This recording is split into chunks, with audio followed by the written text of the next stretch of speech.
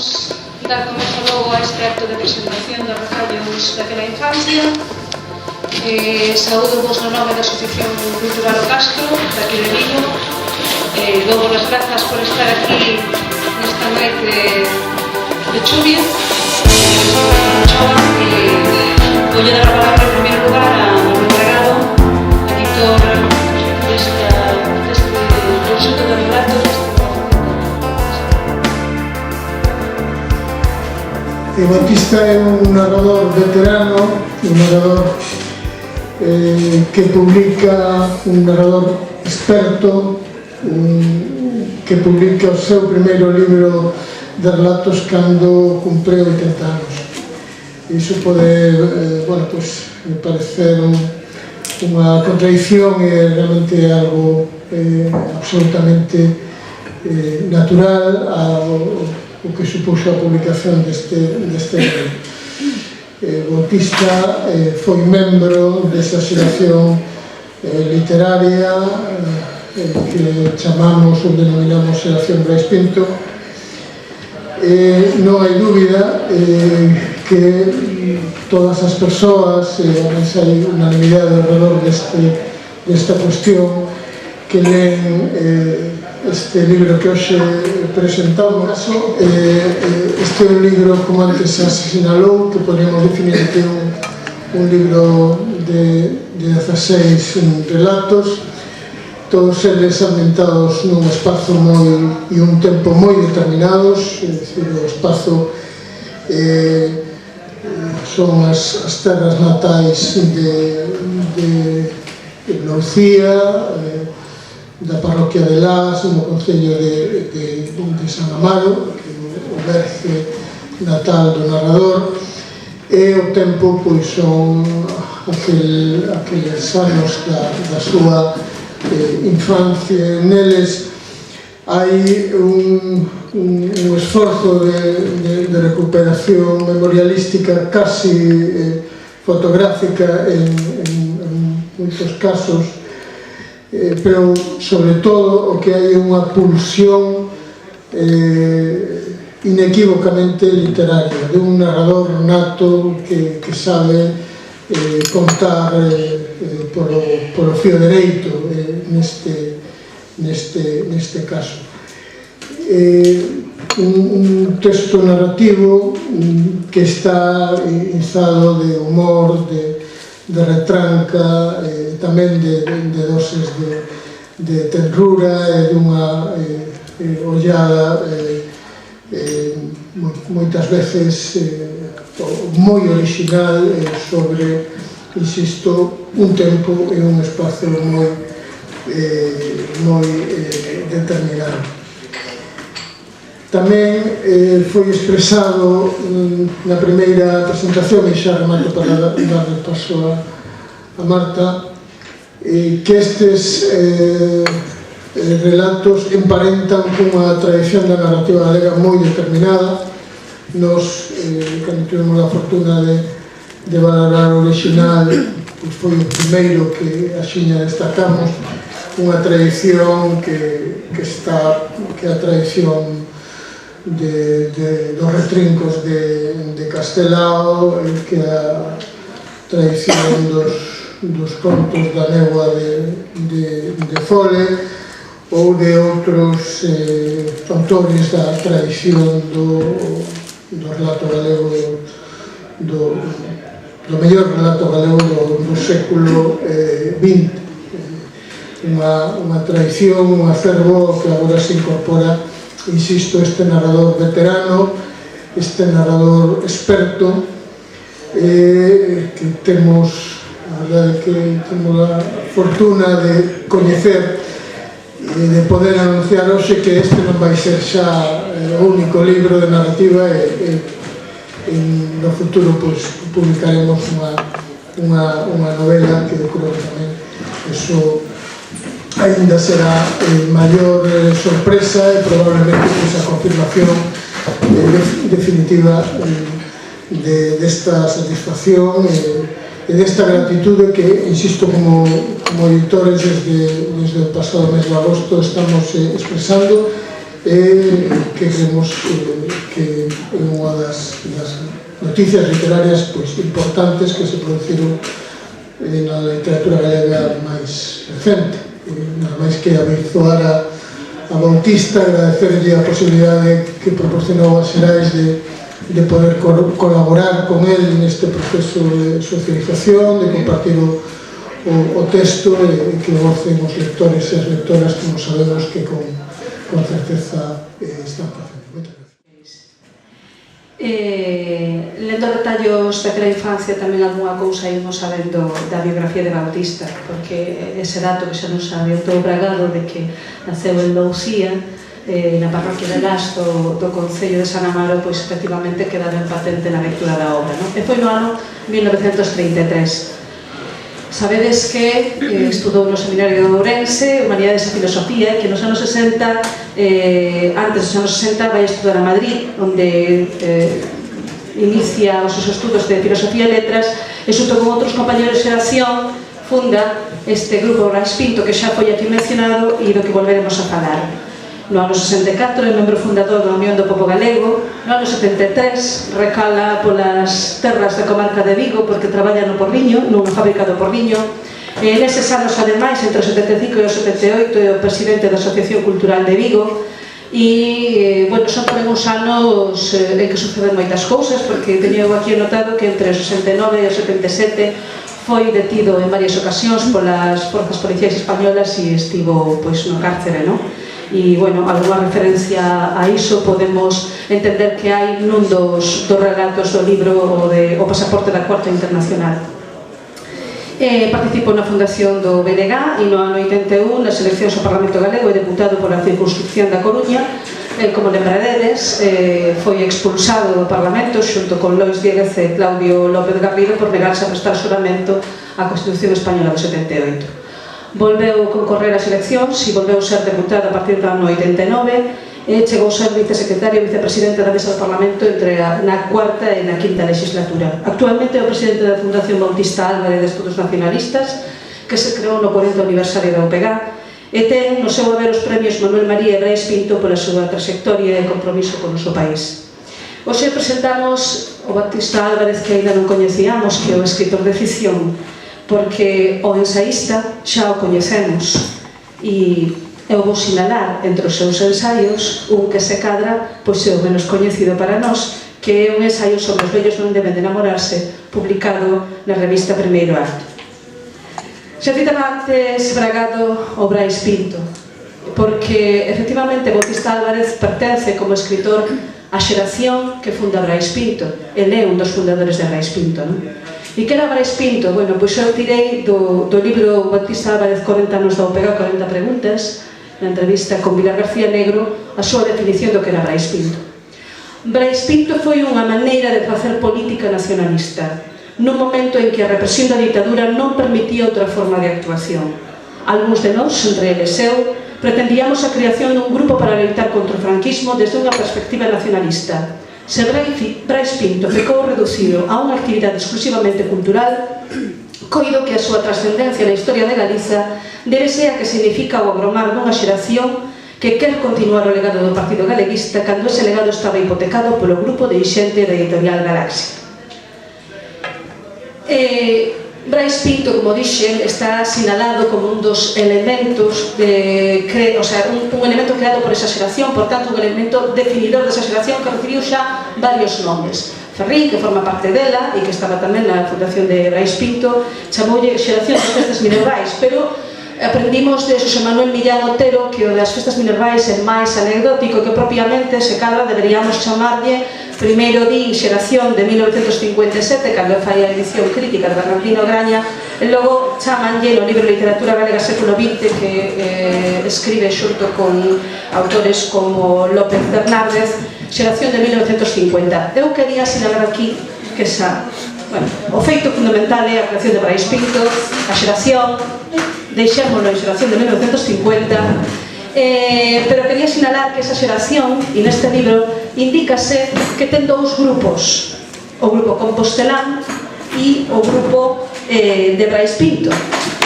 o grupo máis, o sea, decir, que crearon este grupo en Madrid e que dice aquí un grupo de mozos emigrados universitarios que puxeron a andar unha colección literaria que facía gala dunha maior radicalidade artística e ideolóxica comparado co grupo de Compostela, que estaba integrado, entre outros escritores, por Franco Grande, Bodaño, Xoana Torres e outros. Cando falo ou cando pretendo facer algo de historia da literatura, un dos libros aos que recurro con frecuencia, polo que me satisface a análise que fai, é o de Francisco Rodríguez, Literatura Galega Contemporánea, Problemas de Método de Interpretación. E recurrí unha vez máis, e recurrí para ver como analiza esa época, non? A época de 1950-1960, e é falar dunha nova e lenta eclosión. Nesa época é cando se publica a Esmorga en Buenos Aires, e nesa época de nova e lenta eclosión na que xorde Galaxia e comezan a recuperarse a publicación en galego, volven publicar un autor como Cunqueiro, que publica nese momento Merlín e Familia, ou publica ficción literaria Fole, que está publicando nese momento A Luz de Candil. Francisco Rodríguez, ao referirse a Cunqueiro e a Fole, di algo que eu recollo porque me parece que ven o caso hoxe aquí, ao falar de retallos daquela infancia. Di que a obra destes autores representan a grandes fabuladores que transmitiron a riqueza máxica da nosa concepción do mundo e o enlevo dos nosos tipos e situacións tradicionais. Como digo, isto está recollido para falar de Cunqueiro e de Fole naqueles anos, mas eu creo que tamén é atinado para falar desta obra que hoxe estamos aquí presentando, porque en Retallos daquela infancia hai moito do xeito de narrar de Fole, do xeito de contar, unha narrativa que está ancorada na tradición, que está pegada á tradición, que está pegada á literatura popular e que está pegada á oralidade. Ben, situamos entón o autor na súa época e temos con nós un libro que, volvo a dicir, tense a receta da literatura de base tradicional que bebe directamente da oralidade. E dio o propio Bautista no linear que di que non lle vai a encargar a ninguén, que prefire facelo el. E dixo, se alguén cae na tentación de lelos que aforre as críticas, xa que non foron redactados nos moldes literarios que están en boga. Porque é certo, a literatura popular hoxe non é a fonte fundamental no que son, digamos, as liñas literarias que predominan na narrativa máis actual, non? Ben, falamos de literatura popular, de literatura baseada na oralidade. E eu quero traer aquí unha cita de Marcial Gondar, porque en moitas ocasións, cando se fala de literatura popular e de literatura de base popular, parece como que estamos falando dunha literatura que non é literatura con mayúsculas. E non nos equivoquemos. Interésame traer aquí isto que dice Marcial Gondar. Di, compre, en primeiro lugar, non esquecer que a literatura popular, a diferencia da maioría da culta, non se esgota na estética e na estilística, senón que acostuma ser sempre literatura de combate. Isto é, arma de arrebolar que nos serve para atacar ou defendernos nunha palabra para andar pola vida. Non é, pois, posible analizar a literatura popular se ter en conta a súa conexión coa realidade, o seu contexto de uso. Fole e Cunqueiro, tamén a pegada de Castelao nestes relatos, uns relatos cun narrador omnisciente que todo o sabe, que se dirixe á lectora, que lle fala, que lle pide perdón se fai digresións porque agora vou a tomar outro fío, que avisa para que os máis pequenos non lean determinados parágrafos porque se cadra non son atinados, está sempre dirixíndose a nós, está nos falando. Por tanto, son relatos construídos na estrutura da oralidade. Un dos autores que estudou a Fole, que é tamén un autor que se basea no seu xeito de narrar na oralidade, foi Manuel María.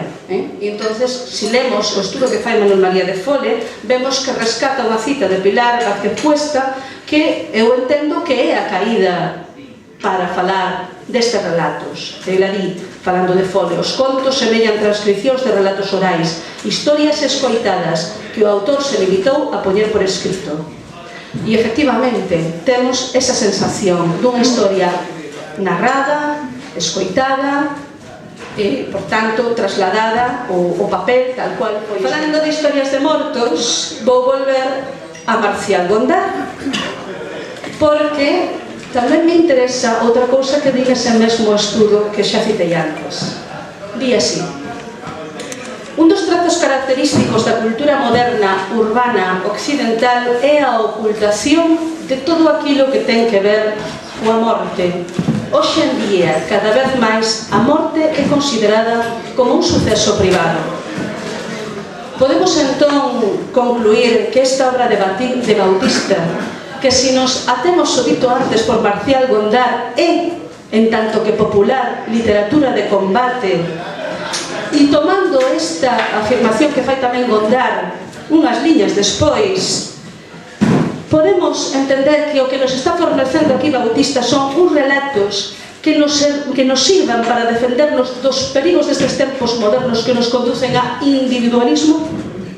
Bueno, pois se cadra é un pouco arriscado, pero se cadra efectivamente é isto que temos aquí: traer o tempo do pasado, o que fomos, para converter este individualismo e deixar aquí constancia dese tempo que se vai, que esmorece e canda el a nosa identidade. Esta liña combativa que concluímos despois de citar a Marcial Gondar e falar da presencia do tema da morte e da base da literatura popular, e tamén expresa en un relato como é O carniceiro de Figueroa, que ten un título ben elocuente xa, o propio título, non? E o autor advirte no seu inicio, paga penalelo, claro, e non vou permitirme ninguna licenza de imaginación, non quero brincadeiras. A historia que vou contar está tomada íntegramente da realidade, nin sequera pretendo ocultar os nomes reais tras de pseudónimos inventados, por unha simple razón: quero que o meu escrito sexa unha especie de patíbulo póstumo para que el se foi ao outro mundo, cantos, verdad? Sen recibir o que neste tiña merecido. Ímonos remontar os tempos da gran carnizaría. E aquí temos a Bautista efectivamente falándonos deste carniceiro de Figueroa, e agardemos que efectivamente o texto lle sirva de patíbulo para que se foi tan tranquilo, non? Tradición, oralidade, mitoloxía da morte, e non faltan os dardos afiados ás conciencias que xa coñecemos de outros escritos xornalísticos e ensaísticos, e que eu non quero deixar de traer hoxe aquí, porque é evidente que a lectora gustalle, lendo estas historias, que ademais hai moito humor, efectivamente que hai moito humor, e os mortos cambian de concello polas noites, inexplicablemente, ou con explicación, e no medio desos relatos encontramos pois estes dados afiados que digo eu, non? Se ocultaron a trave no Museo de Ourense, sería cousa de cortarlle un anaquiño, vendelo e financiar a dotación do Centro de Interpretación Castrexa. Hai 2 anos que está rematado e permanece cerrado por falta de cartos. Ou este outro, que a min gusta especialmente, dice: amante e coñecedor do fútbol cando aínda non aparecera o Marca, admiraba os deportes, incluso as carreiras pedestres nos que a virilidade prevalecía sobre a destreza, mentalidade típica de todos os fascismos.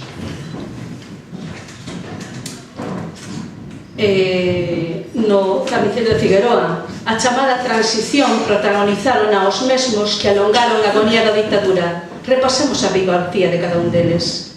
Ou os que antes foron perseguidos pola dictadura seguen loitando por un Estado a medida de Euskadi, de Galicia e de Cataluña, e non o que temos agora, que é de confección. E hai para todos. Hai para todos. A debilidade polas condecoracións de metal é moi propia de todos os fascistas. Debo de ser dos poucos galegos que non ten unha das medallas que Fraga Iribarne botaba as rabañotas. Foi unha pena que morrese, xa que ademais das de ouro, prata e bronce, últimamente mandara cuñar as de aluminio. Eran estas para premiar o silencio dos que lle ocultaban o seu pasado. Unha delas, seguro, sería para o alcalde de Monforte, actitude moi de agradecer por tela gañado a custa da traizón. E evidentemente a lingua tamén está presente, non? E con ese humor, con esa ironía. A augardente era unha bebida que disimulaba moito. A función terapéutica deste licor perdeuse cando o noso bagazo lle empezaron a chamar orujo. Ou daquela rezábase en lingua de Cicerón, por ser a única que entendía Deus, coas ocupacións que tiña que atender no noso mundo e no de fora non lle quedara tempo de ir á escola. E cando empeceu a perder idiomas, a liturxia pasou de Cicerón a Lope de Vega, a lingua de Rosalía a gardacola detrás do esperanto para poder entrar na igrexa.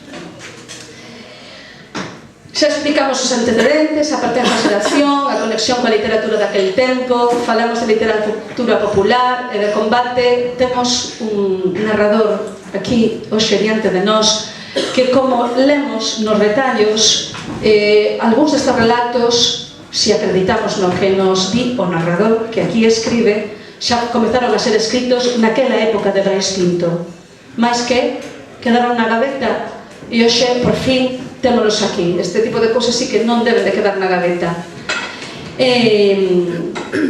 Como digo, temática da morte, o tipo de narrador, e aínda nos queda por decir unha cousa máis, a técnica do relato breve, que desde o meu punto de vista está dominada, porque sí, hai sorpresa final. Normalmente, unha sorpresa final chea de humor que nos deixa, efectivamente, un sorriso na boca.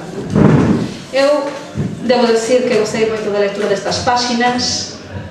Non vou a contar nada do contido dos relatos, iso queda para vos, pero bueno, que saibades que hai comensais no cemiterio, mortos que cambian de concello pola noite, namorados sentados no muro do adro escoitando tétricos ruídos, sacristáns que acaban dormindo na cova, en fin. Pero eu vou dicir cale, hai varios relatos que me gustan, pero vou sinalar un. Vou dicir cal foi o que máis me gustou de todos os relatos, e é o da lavandeira. Porque é un relato ademais cheo de lirismo e de amor á natureza.